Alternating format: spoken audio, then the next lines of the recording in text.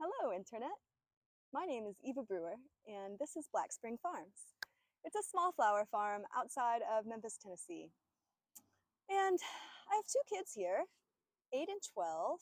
We have two cats and a dog, and many flowers. We deliver to weekly and monthly subscribers seasonally.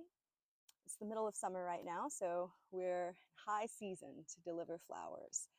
I sell to old folks' homes, restaurants, and a lot of just people that like to have flowers on their desk if they work from home or on their table if they're lovers of nature.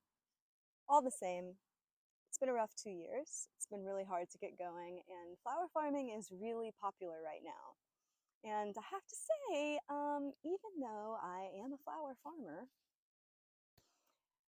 I am slightly sickened by the other flower farmers that I see on the internet. I'm sickened because they're always smiling and everything's always happy and they just make it look so easy, like there's just all this money involved in farming and it just pours in. And that is not true. It is not easy and it is a constant struggle. Needless to say, it's working. We're paying our bills here. We're getting by. But what we are not doing is putting money away for future sales. So we're just sort of hanging on by our fingernails at every step of the way, which is not ideal. So I thought I'd start a little video series and just kind of chronicle our lives, my life, and what it's like to do what I'm trying to do here. And first and foremost, I guess the reason why I wanted to make this video is because the crisis that I'm facing at this exact moment is bulbs. It's early September. Right now, all the places where I buy seeds and bulbs and things from are having these huge bulb sales because the rush is coming on people buying fall bulbs for spring flowers. Right now, everything's like 60 to 80% off, but by October, it's not going to be that. It's going to be full price, which is roughly $1 a bulb. Last year was my first year experimenting with bulbs, and although I planted all sorts of things, really ultimately in the end, the only things that were worth it, or that could have been worth it had I done it better, is daffodils and Damie, what? Sorry, that's the struggle, isn't it? Back to what I was saying. The only thing that's been worth it were the daffodils, and maybe tulips too. So, last year where I planted the daffodils, behind all these bushes of flowers, I had not anticipated using those beds for future flowers. So inevitably, at the end of the season, the spring season that is, I needed healthy soil and full sun. And guess where I had that? In the bulb beds. So the bulb beds didn't all survive very well. A lot of the bulbs I bought were a 1 year only sort of thing. So for those, who cares? But the daffodil bulbs could have come back. And I think some of them will. But if I'm going to sell daffodil subscriptions in March, I have to buy daffodil bulbs now. Like a lot of bulbs. $200 or $300 worth of bulbs. So that's tricky because right now I'm selling flowers as much as I possibly can, but I don't have extra money to invest in things like flower bulbs. But that is the business, isn't it? So rather than throwing my hands in the air and just applying for a job at Amazon, I'm not there yet. I thought I'd do a little video series to, I don't know, maybe try to find ideas. I've got to find a way to pay for these bulbs. So here are some of my ideas, and I'd love to know what you guys think, or if anybody has any other ideas, I'd love to hear them. My ears are open. Okay, so the first idea. I usually sell seasonal subscriptions in advance. Normally I sell spring season at Christmas. It's a great Christmas gift. I normally sell summer seasonal subscriptions in the spring because a lot of times it seems like the spring subscriptions end, and especially if they were gifts, people sign up for the summer subscriptions.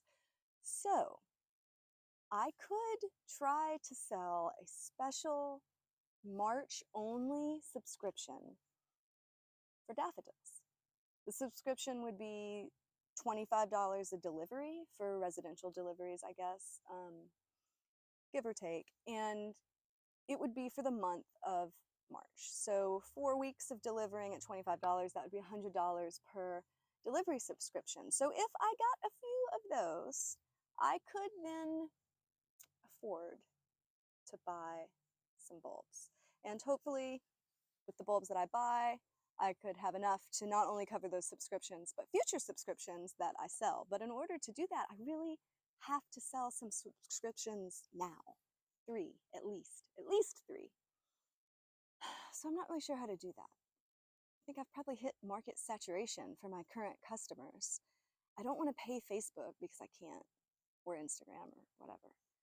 Paid advertising does not work for me because, so word of mouth, emails. I put flowers in restaurants with cards so people can buy the whole bouquet off the table, or at the very least they could go to my website and see what else I have available. I also have pop-up events at coffee shops and restaurants where I have a whole little booth and I sell, you know, small bouquets, dried flowers, things like that, flower crowns. But I really need to get the word out, and I'm always open to ideas on how to do that, especially if it doesn't involve much or preferably any money.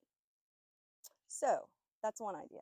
The second idea is weddings. Ideally, if a bride is getting wed in March, it's not completely unrealistic for that bride, if she wants to have a pick your own bouquet kind of situation for her wedding, to go ahead and pay for those services in advance, which would be now. So let's say a bride wants to have a spring wedding with lots of daffodils. Well, this would be a great situation because they could pay for the bulbs, they could pay for the service, they could take wedding pictures here on the farm with the daffodils, and then they could pick the daffodils, or I could pick the daffodils, to have in bouquets at their wedding, as long as their wedding is in March, preferably middle or end of March. But I don't know how to get in touch with wedding planners and brides. I'm going to investigate on Facebook and Nextdoor and all of the free options of people that are out there. But I would certainly love to hear any suggestions or connections, or if anybody watching this is a wedding planner or a bride-to-be, please leave me a message. That is an option that I'm kind of feeling out. Another option is, oh, I don't like this one very much. But another option is I could sell the service of planting bulbs in people's yards for them. So not only would I be charging for the bulbs, but also the service, which would be, you know, digging up their yard, planting it, maybe fertilizer, some nice dirt. What I don't like about that plan is that since I started this business, I have not sold any services other than workshops to customers. I used to be a professional organizer. I've cleaned houses. I've been a custom build carpenter. I really don't want to do services like that anymore. I just want to sell products. Look at my fingernails. They're so nice.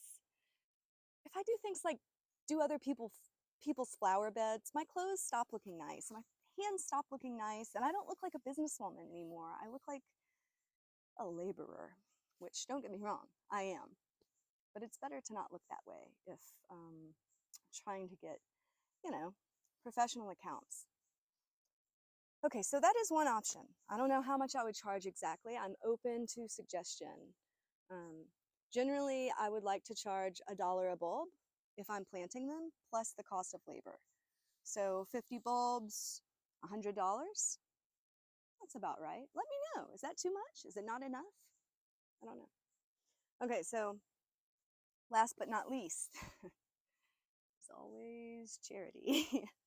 I could start a GoFundMe, and I could, you know, try to rummage up as many people that could donate to it as possible, I suppose, on the internet. I think I've pretty much tapped out the regional crowd for things like that, but it's possible maybe that I could, I don't know, get some people to donate money to go towards it, but that is sort of begging. And, you know, I have this company because I'd like to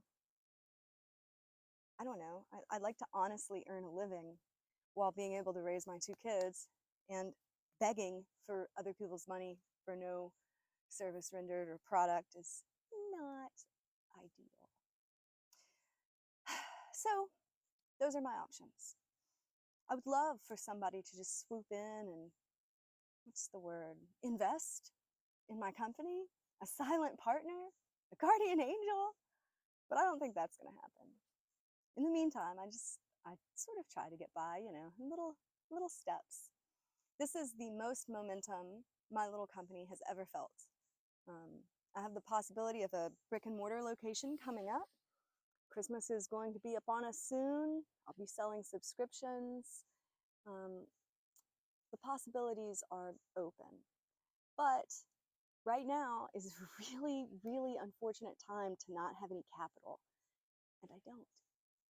So rack your brains for me.